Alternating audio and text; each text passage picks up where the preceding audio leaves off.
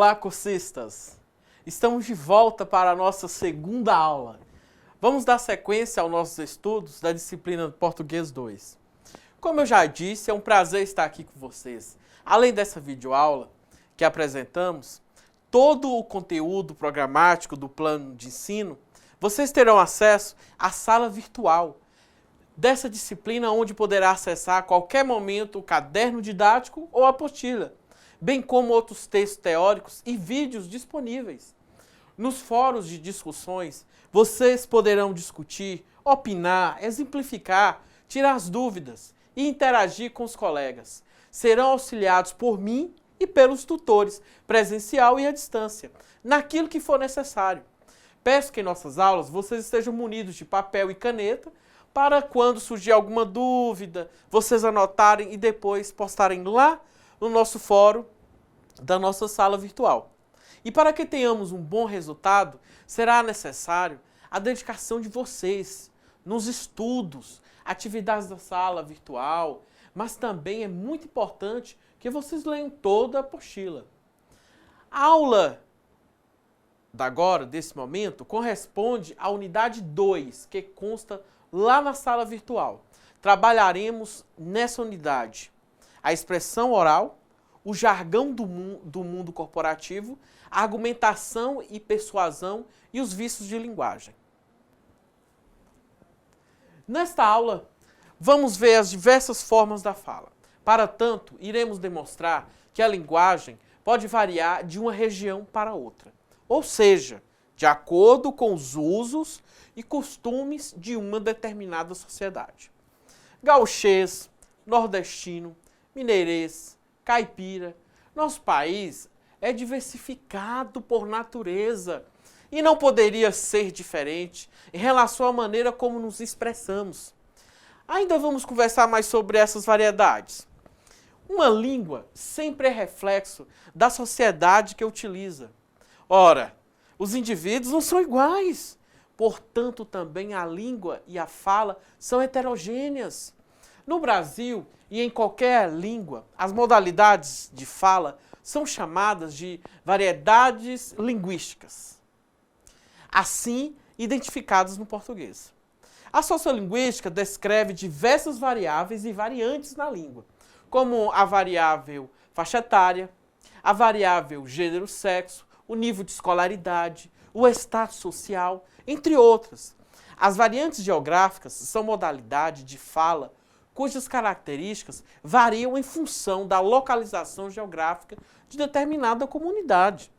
Seus hábitos, costumes e os aspectos culturais são exemplos de variantes geográficas. No Brasil, o falar carioca, o gaúcho, o catarinense, o nordestino, o goiano, são exemplos disso. E se formos exemplificar, teríamos essas diferenças geográficas embutidas na linguagem. Em vários aspectos da linguagem, como o fonético-fonológico, o morfossintático, o semântico-lexical, o estilístico-pragmático. Por exemplo, a abertura das vogais O e E, em O e E, em diferentes lugares do Brasil, como em delícia e delícia. A elevação da vogal colégio a colégio, escada e escada.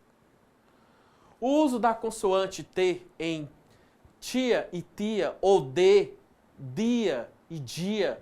O uso de lexemas como em mandioca, aipim, macaxeira, abóbora e jerimum, tangerina, bergamota e pocã, carne moída e boi ralado, inhame e cará, entre tantos exemplos que em vários níveis da língua, como disse antes. Já a social é marca de uso dos habitantes de regiões mais afastadas. É uma variedade típica do meio rural. No Brasil, é muito conhecida em virtude do personagem Chico Bento do cartunista Maurício de Souza. Mas eu tenho que concordar que essa variável social ela é complexa. Por exemplo, em um bairro nobre, a gente supostamente teríamos uma classe social mais elevada, tanto no que diz respeito ao poder aquisitivo, quanto ao uso do padrão da língua. E, em contrapartida, teríamos numa comunidade carente pessoas com baixo poder aquisitivo e o uso informal da língua. Mas é claro que é possível encontrar um resultado fora de formatação e linearidade. Como, por exemplo, no bairro de classe baixa, encontrarmos um ou outro bem-sucedido. E a mesma coisa encontrar em um bairro nobre moradores de baixa renda, a depender da sua constituição. Depois vocês vão assistir um vídeo que eu postei lá na sala virtual sobre a variação linguística disponível para vocês verem como que se dá essa diversidade. Essa variação regional vai ficar ainda mais clara para vocês. Nesse vídeo, vocês vão encontrar várias diferenças fonéticas, fonológicas, semântico-lexical, que são encontradas aqui no Brasil. Na norma culta, que é a variedade de uso dos falantes urbanos e ditos cultos, é a que conta com maior prestígio na sociedade. É a variedade em uso nos documentos oficiais, nos periódicos em circulação, nos jornais e revistas, empregado inclusive na literatura, que se produz atualmente no país. Trata-se da modalidade que é ensinada nos bancos escolares. A norma culta apresenta dois diferentes registros, o formal e o informal. Já a gíria é uma variedade que é característica de grupos afins, com as mesmas preferências e semelhanças relativas à idade ou hábitos de comportamento. Os grandes propagadores de gírias no Brasil, hoje, são os adolescentes. E, nesse sentido, podemos dizer que também são eles, além dos jornalistas e escritores que se ocupam da renovação da linguagem, ainda que muita gente não concorde com isso, trata-se de algo inevitável, dado o caráter dinâmico que as línguas possuem. O jargão, por sua vez, trata-se de uma variedade que deve ser vista com muito mais atenção por nós, já que diz respeito aos ambientes corporativos. Isso porque o jargão é a manifestação linguística de grupos organizados conforme atividades que exercem na sociedade. Trata-se, na verdade, da modalidade de fala dos diversos ramos profissionais, assim como o advogado, o publicitário e o jogador de futebol. Também o mundo empresarial emprega termos e expressões típicas de seu cotidiano. Vamos ver algum exemplo do jargão do mundo corporativo. Veja só. O materialismo dialético rejeita o empirismo idealista e considera que as premissas do empirismo materialista são justas no essencial. É preciso implementar as estratégias a fim de otimizar a produção e alavancar os resultados. Amanhã mesmo vou estar enviando a proposta para a empresa. Você certamente já viu uma dessas frases. Se não ouviu, ainda prepare-se. A questão de tempo para isso acontecer. Os jargões são expressões restritas de grupos com afinidades, geralmente profissionais. Precisam ser dominados por qualquer um que pretenda ser um bom profissional. Trata-se, mais uma vez, de usar a linguagem conforme a situação ou ambiente. Isto é preciso dançar conforme a música. Já o gerundismo é uma locução verbal que consiste no uso sistemático de verbos no gerúndio, cujo emprego é relativamente recente no português, particularmente o brasileiro. A concordância da construção com a sintaxe do português não é o ponto pacífico, sendo por vezes considerada um vício de linguagem. O gerundismo foi estigmatizado graças ao seu emprego constantemente, impreciso semanticamente e ao preconceito linguístico. No entanto, é importante deixar claro que, apesar de incômoda, a prática do gerundismo não é incorreta dependendo do contexto. Há contexto em que a construção ir mais estar mais gerúndio é perfeitamente correta. Isso ocorre quando enunciamos uma ação a ser praticada no futuro e que deverá ocorrer simultaneamente a outra ação, também futura. Aí é claro. Por exemplo, amanhã, quando você estiver fazendo a prova, eu vou estar viajando para Recife. Então nós temos aí, vou estar viajando. Vou, uma forma conjugada do verbo ir. Está, verbo no infinitivo. E viajando, o gerúndio. Mas se você for eliminando cada forma, verá com mais clareza. Eu vou estar viajando para Recife. Eu estarei viajando para Recife. Eu viajarei para Recife. Vamos ver esse esquema elaborado por Ciro Pocente para ficar ainda mais claro? Olha só, nesse esquema, que é a escala de compromisso, nós temos da seguinte forma. Quando a pessoa diz o que ela quer dizer, dando continuidade à nossa aula, eu quero falar sobre argumentação e persuasão. Isso vai ajudar vocês a identificarem e analisarem as características da argumentação e persuasão, sendo capaz de reconhecer e identificar os elementos de tais gêneros da comunicação. E ainda compreenderá as funções sociais de seu uso.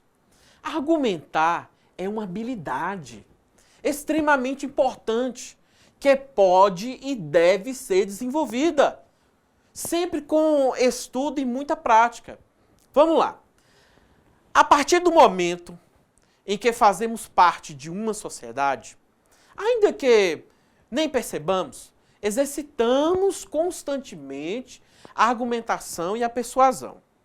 Em nosso dia a dia, são frequentes situações em que precisamos convencer alguém de um ponto de vista, de uma ideia, de um comportamento. É só vocês lembrarem da nossa última aula, que eu mostrei aquela imagem dos dois políticos, estão lembrados? Defendendo seu ponto de vista.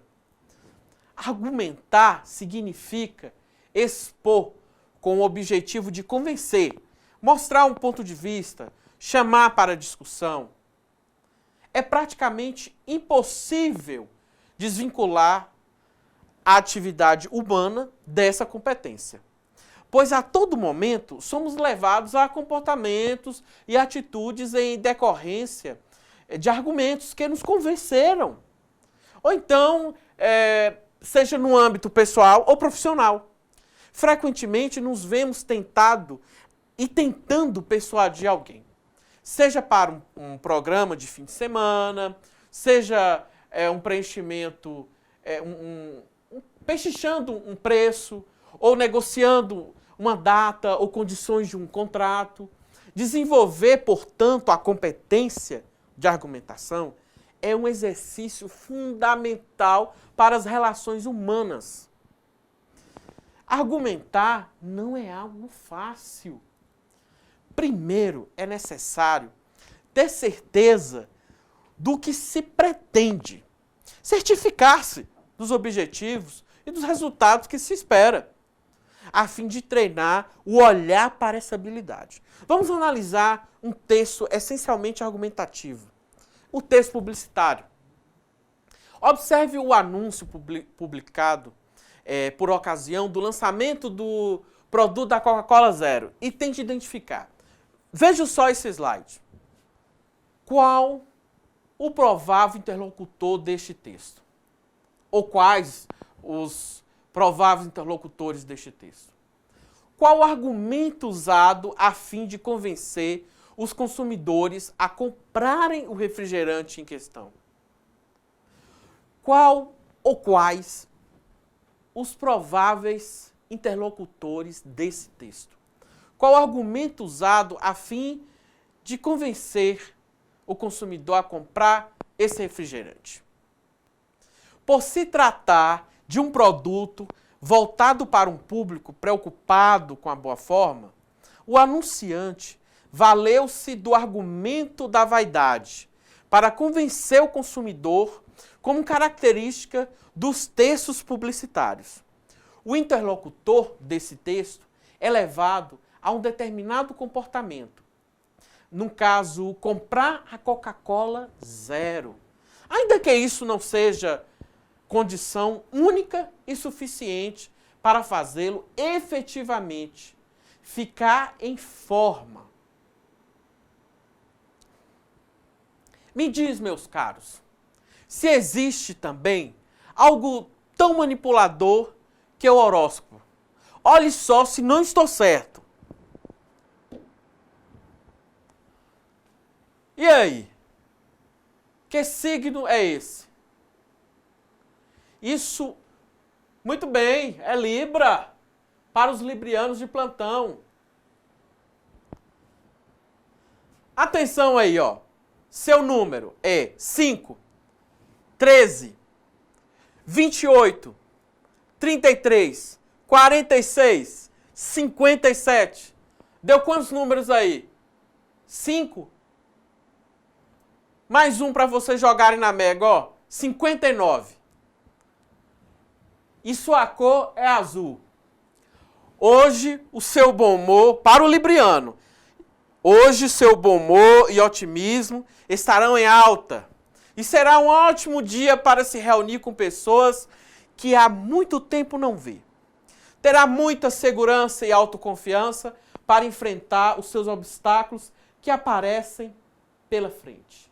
Aproveite o dia de hoje para refazer as energias e relaxar um pouco sua mente, colocando em ordem suas prioridades.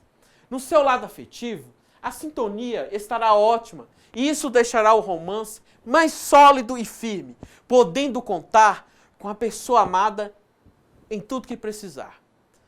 Para quem estiver só, as possibilidades nas paqueras estarão nas alturas, mas cuidado com as pessoas falsas que estão ao seu redor.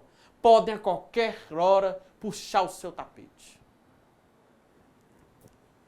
Viram só como é tentador?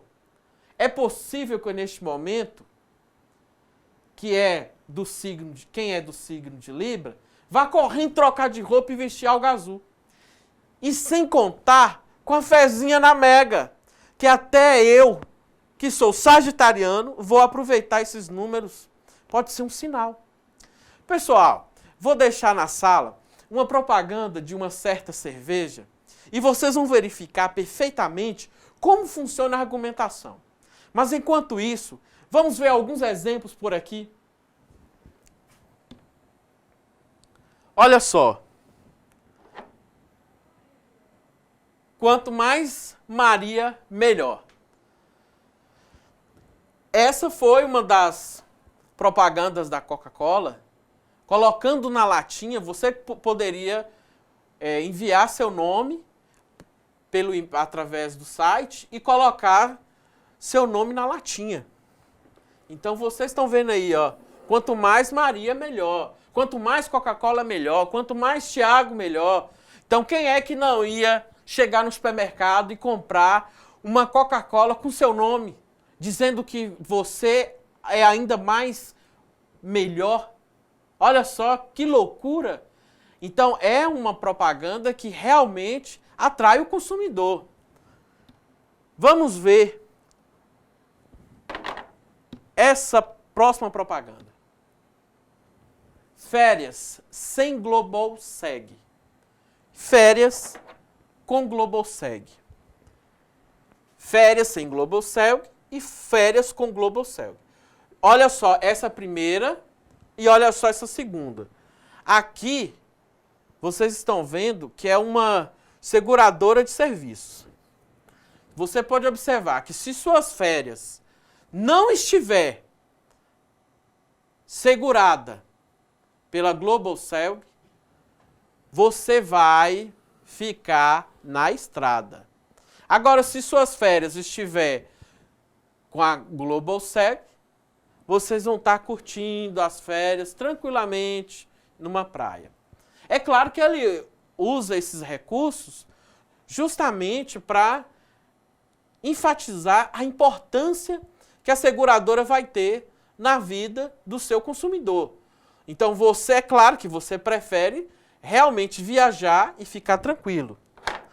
Agora, se a gente for observar essa outra propaganda, nós vamos ver que é uma outra propaganda da Coca-Cola Zero, que ela diz o seguinte: Coca-Cola, 120 calorias de energia positiva. Então a gente sabe, para quem anda fazendo as dietas, que conta os alimentos em calorias. Só que o que a Coca-Cola faz? Ela coloca essas calorias, primeiro ela enfatiza o número, que é um número menor comparado a outros alimentos que a gente pode ter na nossa dieta alimentar. É um número menor, mas que, na verdade, essa caloria vai se tornar uma energia boa, que é uma energia positiva. E aí acaba consumindo. Para quem não bebe porque acha que vai incorporar mais caloria, acaba ingerindo a bebida. Agora olha só essa propaganda do shampoo Sedas. Como eles aproveitam para falar sobre o cabelo. Vejam só, nessa propaganda, vocês estão vendo aqui, nessa primeira, que eles pegam um leão com a juba, todo oriçado, e diz, cabelo armado e com frizz. Na segunda propaganda, você já tem um outro leão, aliás, um mesmo leão, só que com o cabelo todo controlado, sem frizz e com volume controlado. Então, qualquer um vai olhar o produto que está aqui e vai querer comprar. Porque se passar o produto, vai deixar o cabelo controlado em relação ao volume, qualquer um vai querer usar. Então a propaganda, a propaganda publicitária, ela usa desses artifícios. Olha só. Essa é uma propaganda do outdoor. Ela é uma propaganda que tem como, vamos dizer assim, como objetivo informar ao cidadão sobre o perigo de dirigir embriagado. A propaganda diz: bebeu e está dirigindo? Vai ficar lindo com uma coroa de flores. Dirigir e beber é suicídio, não brinque no trânsito. Então essa propaganda também ela é apelativa, porque ela na verdade, vai informar ao indivíduo que há um perigo constante dirigir embriagado. Ela faz, na verdade, ela participa da utilidade pública. E por último, eu tenho essa propaganda que vocês vão lembrar, que é uma propaganda bem antiga, que era veiculada na televisão aberta, de um chocolate. O chocolate Batom Garoto. Só que o chocolate, nessa propaganda, o menino, a criança, ele falava várias vezes a mesma frase, numa forma de imperativo, né? Compre batom, compre batom, compre batom. Se vocês forem observar, essa frase, ela é imperativa. Porque ela na verdade, ela tem intenção de hipnotizar o consumidor a comprar o batom. Que o batom é gostoso, que o batom é delicioso. E ele começa a utilizar da frase compre batom no imperativo para fazer com que o consumidor compre. É uma frase autoritária, não é isso? Depois desses exemplos de propagandas publicitárias que argumentam tão bem e que acabam manipulando o consumidor, que é o público-alvo, vamos adentrar no campo da expressão oral? Falar bonito, como diziam os amigos, requer conhecimento sobre o assunto, mas requer também que saibamos ajustar outros diversos fatores associados à fala, como a pronúncia, o tom de voz e até a velocidade da fala.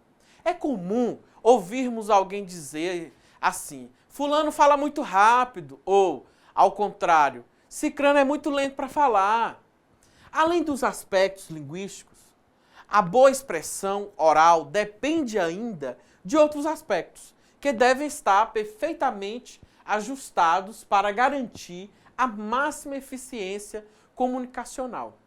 Os principais deles são a dicção. Trata-se da clareza na pronúncia das palavras. Consiste na maneira de dizer ou falar com a articulação e modulação corretas. A velocidade também é um fator. De preferência, deve ser moderada, de forma a permitir a perfeita assimilação pelo interlocutor do que estiver ouvindo. Caso você tenha consciência de que fala muito rápido, procure checar a informação com seu ouvinte, certificando-se de que foi compreendido. O volume também deve ser coerente com o contexto de produção da fala. Em caso de exposições orais mais longas, como apresentações, explanações, procure variá-lo de forma a manter os ouvintes atentos. Especialmente neste item, o bom senso deve prevalecer. Uma pessoa que fala muito alto pode ser considerada inconveniente. Por outro lado, um tom de voz pouco audível pode passar a impressão de segurança ou timidez. No vocabulário, novamente entra em cena a adequação e a pertinência. Seu vocabulário não deverá ser vulgar, nem rebuscado demais. Lembre-se, cada situação requer uma linguagem apropriada e a escolha das palavras é fundamental nesse processo. Para exemplificar, eu disponibilizei lá na sala virtual 2 vídeos curtinhos, bem curto, bem interessante, sobre um discurso político. Se trata de uma deputada estadual do Rio de Janeiro questionando a Assembleia Legislativa sobre desvio de verbas. O outro vídeo é de uma professora lá do Rio Grande do Norte que cobra dos deputados salários mais justos e melhores condições de trabalho. Essa apareceu até no Faustão, o tanto que repercutiu. Mais que uma brincadeira de criança, os famosos trava-línguas são, na verdade, um ótimo exercício para ajudar a melhorar a fala. Em um primeiro momento, mais que a velocidade, é importante que você pronuncie bem as palavras. Depois, quando já estiver familiarizado com elas, imprima a leitura, diferentes ritmos e volumes. Na nossa apostila tem exemplos de trava-línguas para que vocês possam exercitar. Mas um outro exercício muito comum para aprimorar a fala é a leitura de textos em voz alta. Os poemas, por exemplo, são ótima sugestão para esse treino. Quem conhece o soneto de fidelidade de Vinícius de Moraes? De tudo ao meu amor serei atento, antes e com tal zelo, e sempre tanto, que mesmo em face do maior encanto, dele se encante mais o meu pensamento. Quero vivê-lo em cada vão momento, e em seu louvor hei de espalhar meu canto, e rir meu riso, e derramar meu pranto, ao seu pesar ou seu contentamento. E assim, quando mais tarde me procure, quem sabe a morte, angústia de quem vive, quem sabe a solidão, fim de quem ama, eu possa me dizer do amor que tive, que não seja imortal, posto que é chama, mas que seja infinito enquanto dure.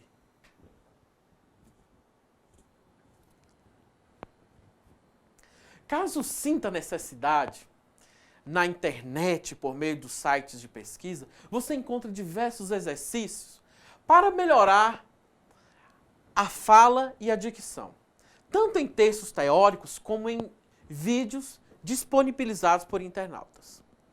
Nós temos conversado em vários momentos sobre a importância de uma linguagem adequada. Quero evidenciar para vocês a presença dos vícios nas construções da fala e da escrita.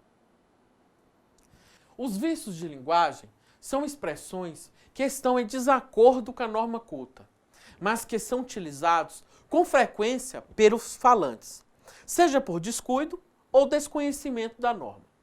Temos os principais vícios que podem prejudicar a comunicação. Vamos lá. Pleonasmo. Trata-se da repetição desnecessária de termos uma vez que a ideia já foi transmitida pelo emprego do termo inicial. Vamos ver um exemplo mais comum. Subir para cima, descer para baixo. Certeza absoluta. Todos foram unânimes. Fato verídico. E um monte deles. Outro vício que encontramos é o eco. Essa ocorrência é muito útil na poesia. Lá ela recebe o nome de rima. Mas na expressão cotidiana, o eco torna um texto confuso, sem objetividade. Pode, inclusive, provocar o riso ou desqualificar um enunciador. Um exemplo. Ladrão que rouba ladrão tem 100 anos de perdão. Eu não sei onde deixei o papel e também não perguntei para o Joel. Já a cacofonia é o resultado da união de sílabas que geram um som inconveniente ou desagradável. Caco, que significa feio, e fonia, que significa som. Vamos ver um exemplo? O dentista não conseguiu mexer na boca dela. Vocês viram aí que na boca dela ficou como se fosse cadela. O juiz dividiu o valor em 1 milhão por cada. No barbarismo, nós temos o desvio da norma relativa à grafia. Pronúncia, morfologia e semântica. Vamos ver só esse slide.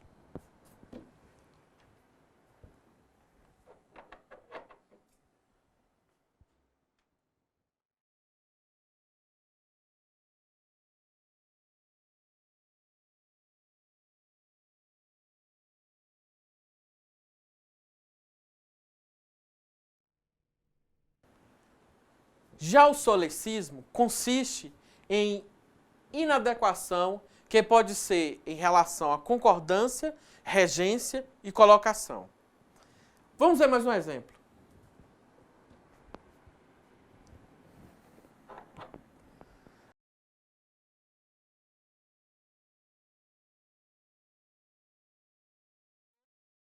Outra coisa que é de suma importância para a nossa discussão é a escrita. Ela surge há séculos da história humana. À medida que fomos nos desenvolvendo como sociedade, a importância de colocar as ideias no papel só aumentou. Hoje somos a chamada sociedade grafocêntrica, uma sociedade que centra-se na escrita. Mas como aprimorar essa habilidade? Já dizia um sábio teórico que escrever é aprender a pensar. Ao contrário da fala, espontânea e não planejada, a escrita exige do enunciador elaboração, planejamento e domínio dos mecanismos de construção da escrita. Para atingir esse objetivo, além da adequação à norma culta, é preciso entender que um texto é constituído por 2 grandes planos, o da construção e o das ideias. Um texto, portanto, é a soma entre coesão e coerência, respectivamente. Então nós temos a coesão, é o plano da construção, já a coerência é o plano das ideias. Vejam só esse exemplo.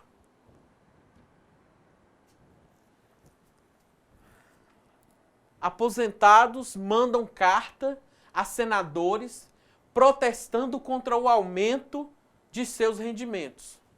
Essa dupla interpretação decorre do uso equivocado do pronome seus, que da maneira como foi empregado, tanto pode referir-se aos aposentados como aos senadores. No caso dessa construção em específico, dizemos que houve um problema de ambiguidade. Assim, há duas interpretações possíveis para um mesmo enunciado, dois sentidos. Um texto é uma unidade de sentido. Por isso, os elementos que o estruturam, palavras, orações, parágrafos, devem estar em perfeita sintonia. Se essa costura for perfeita, de modo a garantir a clareza do enunciado, então dizemos que ocorreu coesão. Também é esse recurso que evita nos textos a constante repetição de termos, já que eles são retomados por outros. Os principais elementos de coesão são... Vamos ver no slide.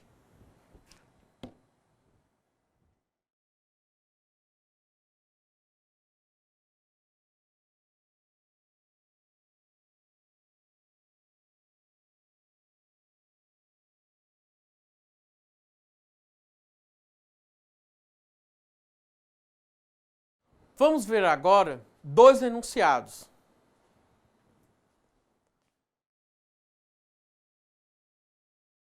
Os dois enunciados estão corretos do ponto de vista gramatical. Porém, na oração 2, há articulação entre aquilo que em um estava apenas listado. Ou seja, houve uma costura entre as afirmações, o que torna o enunciado 2 coeso, porque as relações estão mais claras, estão expostas de forma mais precisa. Os mecanismos de coesão, nesse caso, foram os seguintes. A conjunção mas, que é a conjunção adversativa, estabelece uma restrição ao amor afirmado anteriormente. Já a conjunção embora, que é a conjunção concessiva, mostra que esses amantes, no fundo, são iguais. E a coerência textual como fica? A lógica deve sempre permear um texto, a fim de que ele seja perfeitamente inteligível. Vamos conversar mais ao fundo sobre a coerência textual e a sua importância no processo de comunicação textual. Já vimos que a coerência em um texto é o aspecto responsável pela harmonia e lógica entre as ideias. Agora vamos entender melhor esse conceito. Observe estes dois enunciados.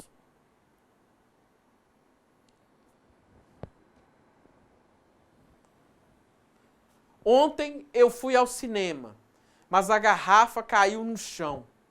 Apesar disso, lá o motorista pegou o ônibus e pedalou tranquilo na bicicleta.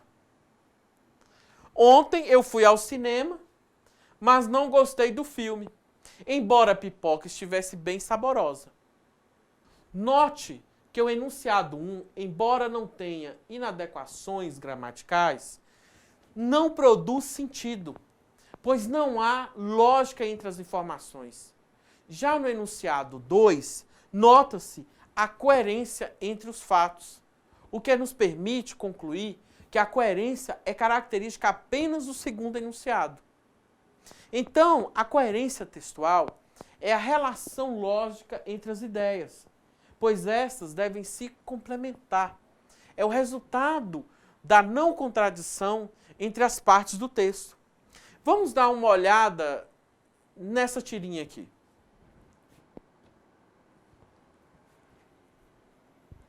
Vejam só. Gosto de assistir a telejornais. Eles me dão a noção exata da realidade. Eles mostram só a verdade. Veja essa reportagem, não é você ali numa delegacia, sendo indicado por falcatruas com dinheiro público? Mentira da grossa. O humor da tira recai em uma incoerência. Qual seria essa incoerência? Que crítica está implícita no texto em relação aos personagens representados? Vamos refletir um pouco mais nesses outros aqui.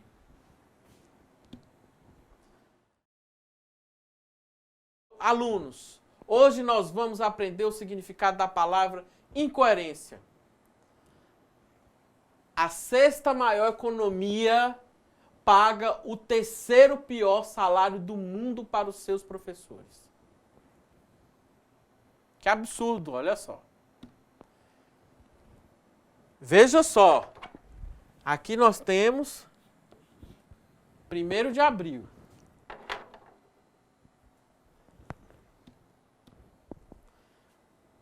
Pois nós, nobre colega, colocamos o bem comum acima de qualquer coisa e trabalhamos dia e noite pelo povo brasileiro.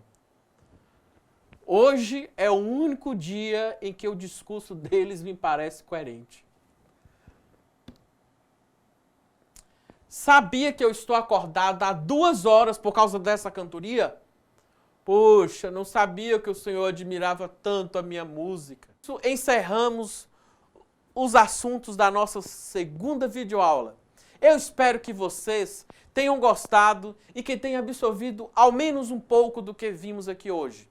Lembre-se de acessar a sala virtual, participar dos fóruns, postar os seus comentários, as suas dúvidas, responda a questão proposta, mas também interaja com os colegas, dê sua opinião.